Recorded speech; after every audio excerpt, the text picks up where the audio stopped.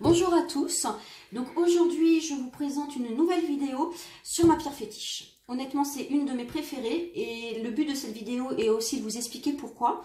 Est-ce que cette magnifique pierre peut représenter pour celui qui en est intéressé.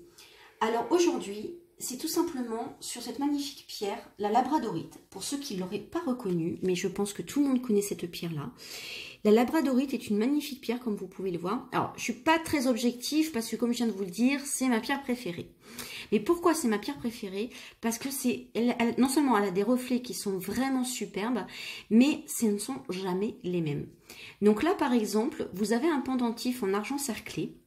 Donc, je ne sais pas si je vous avais déjà expliqué sur mes anciennes vidéos, mais c'est important quand vous choisissez une pierre, d'essayer de la choisir cerclée, c'est-à-dire que devant et derrière, vous puissiez voir la pierre. Pourquoi? Parce que si c'est plein là, vous ne savez pas ce qu'il y a en dessous. Et la pierre peut être très bien collée. Et si la pierre est collée, je trouve que c'est déjà rajouter de la chimie sur une pierre. Une pierre, c'est naturel, ça dégage des énergies. Donc, à mon sens, c'est vraiment dommage. Quand on a une pierre, on prévient toujours la simplicité et le naturel. Donc là, cerclé en argent, c'est parfait. Alors, forcément, ça coûtera toujours un peu plus cher parce qu'on rajoute de l'argent. Et sur celle-ci, qui est en forme de goutte, vous pouvez remarquer qu'elle a des magnifiques reflets bleus. Donc, chaque labradorite est différente et ses reflets le sont également. C'est ça que j'aime aussi énormément dans cette pierre-là. Donc, pour cet exemple-là, on a donc des reflets bleus. Si par exemple, je prends celle-ci, donc celle-ci n'est pas cerclée, vous verrez qu'elle a plutôt des reflets, elle a du vert, mais elle a aussi du jaune. Elle est aussi totalement magnifique, mais complètement différente. Donc, vous voyez que là, quand vous la portez, elle est totalement contre la peau. Et du coup, elle va pouvoir vous donner toute son énergie avec ses propriétés. Donc celle-ci est très intéressante aussi. Et comme vous pouvez le constater, si on met les deux l'une à côté de l'autre, on a deux pierres, ce sont deux labradorites, mais on a deux pierres qui au final sont complètement différentes. Et vous allez peut-être plus spontanément aller vers celle-ci parce que vous trouvez que les reflets vous correspondent plus, ou celle-ci parce que aussi la forme vous correspond plus, la forme a aussi une grande importance et que ces reflets différents vous parlent davantage. Donc c'est ça qui est très intéressant avec la labradorite, vous n'avez jamais les mêmes reflets, jamais les mêmes couleurs. Donc là on a deux pendentifs qui sont vraiment superbes. Quand je vous parlais aussi de cerclage différent, de naturel, etc., celui-ci je l'aime beaucoup pour ça aussi. Là, vous avez un très beau bracelet avec une labradorite aussi, vous voyez. Devant, derrière, on le voit très bien. Fait en macramé. Alors, le macramé, c'est une sorte de colle, de corde, pardon. Et donc, dans le macramé, justement, on n'a pas de colle, d'où mon lapsus. C'est-à-dire que c'est totalement naturel. Le macramé vient encercler la pierre.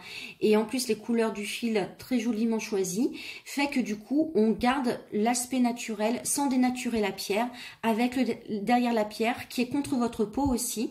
Et donc là, on est sur un choix qui me semble vraiment judicieux aussi, et qui en plus fait un magnifique bijou et habille vraiment très bien la pierre.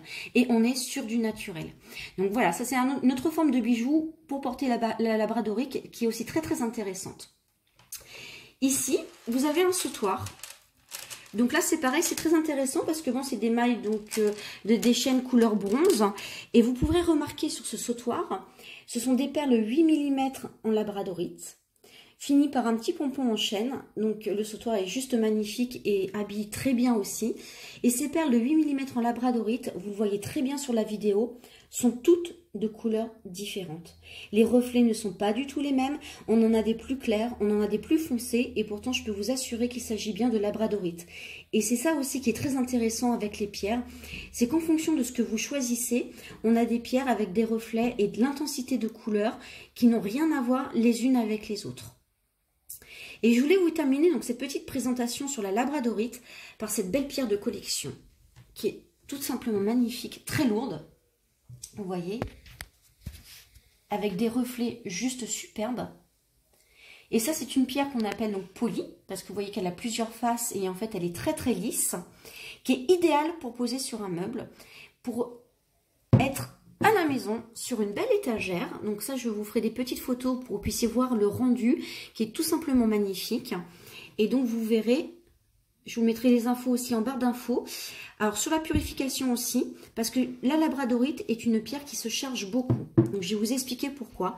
Si vous décidez donc d'acquérir ces magnifiques pierres, c'est une pierre qui a vraiment le gros avantage d'emprisonner, de charger tout ce qui est négatif à l'intérieur d'elle. C'est pour ça que c'est une pierre qui est très importante de purifier très régulièrement, parce que c'est une grande pierre de protection.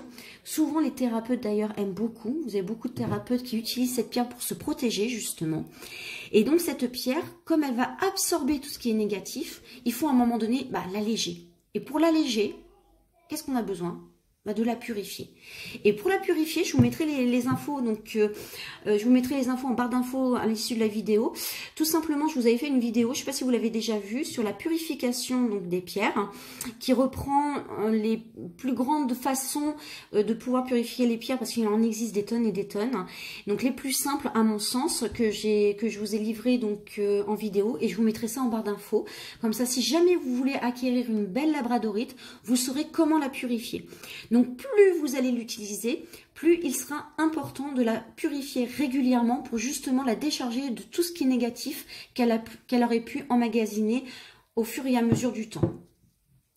Donc voilà pour cette petite présentation qui me tenait à cœur. C'était une petite présentation donc, sur la labradorite, donc comme on dit, pierre des thérapeutes et de protection. Je vous remercie de m'avoir écouté. Merci à vous de m'avoir suivi. Si vous aimez cette petite vidéo, merci de me faire un petit like pour me soutenir et m'encourager. Et je vous promets que je vous en ferai régulièrement sur toutes les pierres donc différentes. Et la prochaine fois, je pense que je vous en ferai une sur le cristal de roche. Merci à vous de m'avoir suivi et je vous dis à bientôt dans une prochaine vidéo. Ciao, ciao!